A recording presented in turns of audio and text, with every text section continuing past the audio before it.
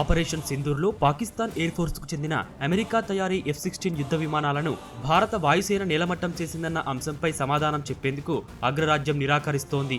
F-16 ఫైటర్ల కూల్చివేతపై వివరాల కోసం పాక్ ప్రభుత్వాన్ని సంప్రదించాలని యుఎస్ స్టేట్ డిపార్ట్మెంట్ తెలిపింది. నిజంగా F-16లు కూలాయా లేదా అన్నది అమెరికాకు ఖచ్చితంగా తెలుసు. ఎందుకంటే పాక్ లోని F-16 జెట్లను అమెరికాకు చెందిన టెక్నికల్ సపోర్ట్ టీం TST నిర్వహిస్తోంది. ఆ బృందం నిరంతరం పాకిస్తాన్ లోనే ఉంటూ F-16 ఫైటర్లను నిర్వహించేలా ఇస్లామాబాద్, అమెరికా మధ్య ఒప్పందం కుదిరింది. తమ F-16లను పాకిస్తాన్ యుద్ధంలో ఉపయోగించుకునేలా అమెరికా ఆ ఒప్పందంలో సంతకం చేసింది. పుల్వామా ఉగ్రదాడికి ప్రతీకారంగా బాలాకోట్ ఎయిర్ బేస్ పై వాయుసేన దాడి చేసినప్పుడు ఒక F-16 ధ్వంసమైందని భారత్ తెలిపింది. అయితే అప్పుడు ఏకంగా ఒక్కటంటే ఒక్క F-16 ఫైటర్ కూడా ధ్వంసం కాలేదని అమెరికా ఫారెన్ పాలసీ మ్యాగజైన్ ప్రకటించడం ప్రాధాన్యం సంతరించుకుంది. ఇక ఆపరేషన్ సింధూర్లో అనేక F-16లు ధ్వంసమైనట్లు భారత్ ప్రకటించగా అమెరికా నోరు మెదపకపోవడంపై ఆశ్చర్యపోవాల్సిన అవసరం లేదని నిపుణులు చెబుతున్నారు.